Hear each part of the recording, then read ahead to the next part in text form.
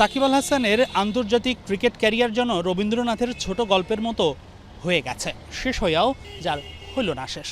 সাকিব দেশে এসে অন্তত একটি ম্যাচ খেলে ক্রিকেট থেকে বিদায় নিতে চান, তবে সাকিবের সেই ইচ্ছাটা বর্তমান পরিস্থিতিতে মরীচিকায় পরিণত হয়েছে বলাই যায়। তবে এখন নতুন আলোচনার বিষয় আরেকটি, সাকিবের ফ্র্যাঞ্চাইজি ক্রিকেট ক্যারিয়ারেও কি পড়তে যাচ্ছে ফুল স্টপ?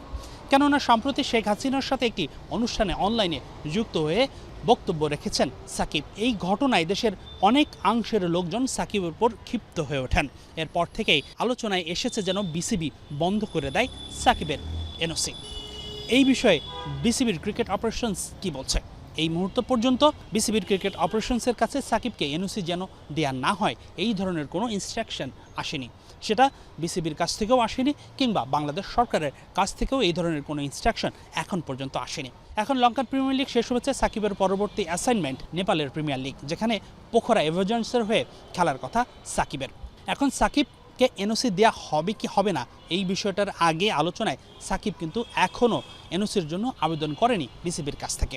মূলত সাকিব যখন ইমেইলে এনওসি চাইবেন তখনই বিষয়টা নিয়ে আলোচনায় আসবে। তবে এখন পর্যন্ত সাকিবকে এনওসি না দেওয়ার ব্যাপারে কোনো সিদ্ধান্ত কোনো পক্ষ থেকেই হয়নি। বর্তমান পরিস্থিতিতে এটা বলা যায় সাকিব আবেদন করলে হয়তো এনওসি পেলেও তিনি পেতে পারতেন।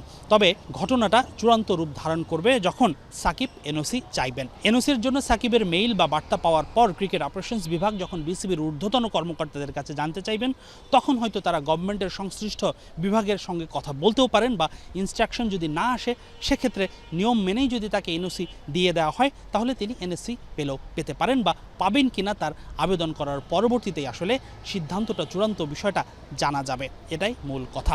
তবে বর্তমানে আজকে পর্যন্ত এই মুহূর্ত পর্যন্ত যে কোনো ধরনের তাকে এনওসি না দেওয়ার ইনস্ট্রাকশন নেই ক্রিকেট অপারেশনসের কাছে। হাসিনুর রহমান, যমুনা স্পোর্টস, মিরপুর শেরেবাংলা জাতীয় ক্রিকেট স্টেডিয়াম, ঢাকা।